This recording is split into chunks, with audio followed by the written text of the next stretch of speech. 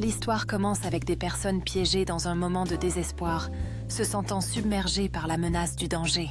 Ils crient à Dieu, désespérés pour obtenir de l'aide et de la protection, en disant « Sauvons-moi, Dieu !» Je me sens déprimée et seule.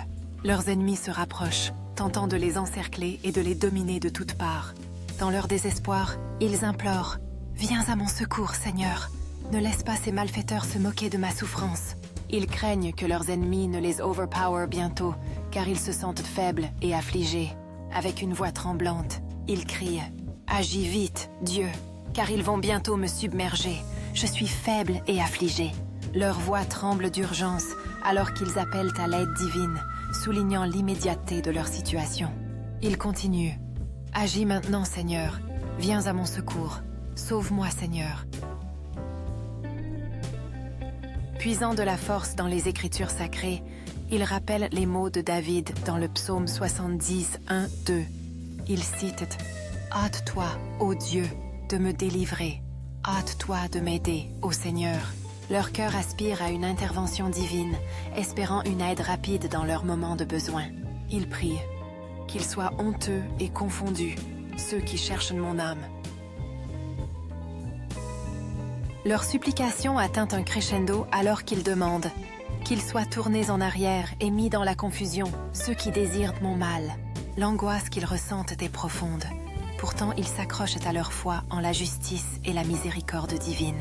Ils invoquent le psaume 38, 22, plaidant « Seigneur, ne m'abandonne pas, ne sois pas loin de moi, mon Dieu. » Leurs mots révèlent une profonde confiance en la présence de Dieu et en sa volonté d'aider dans les moments de crise. Ils crient désespérément « Viens vite à mon aide, mon Seigneur et mon Sauveur. » Dans le silence qui suit, leur foi reste inébranlable malgré l'obscurité qui les entoure. Ils croient que l'aide divine est imminente et leurs prières témoignent de leur espoir. Ils visualisent la main puissante de Dieu tendue pour les protéger de leurs ennemis. Une résolution pacifique commence à remplacer la panique initiale alors qu'ils se concentrent sur la protection divine. Ils se souviennent que le timing de Dieu est parfait et que le salut arrive souvent quand on s'y attend le moins. Leur supplication devient une prière sincère, résonnant à travers leur âme alors qu'ils attendent une réponse divine. Leur esprit est soutenu par l'assurance que l'amour de Dieu est constant et éternel. Ils trouvent du réconfort en sachant que même dans leur faiblesse, la force de Dieu peut les soutenir. La réalisation grandit que les plans de leurs ennemis sont vains face à l'intervention divine. Ils imaginent leurs ennemis trébuchant et la confusion les envahissant alors que Dieu intervient. Un nouveau sentiment d'espoir envahit leur cœur, remplaçant la peur par la foi. Ils renforcent leur détermination, sachant qu'ils ne sont pas seuls dans leur souffrance. Les mots des Écritures servent de forteresse d'espoir, ancrant leur foi au milieu de l'adversité. Leur prière est un phare de confiance, brillant à travers l'obscurité de leur désespoir. Ils imaginent des anges ou des messagers divins se précipitant à leur côté pour les sauver du danger. Le sentiment de présence divine leur donne du courage même face à un danger imminent. Leur souffrance est reconnue, mais leur foi en la salvation divine reste inébranlable.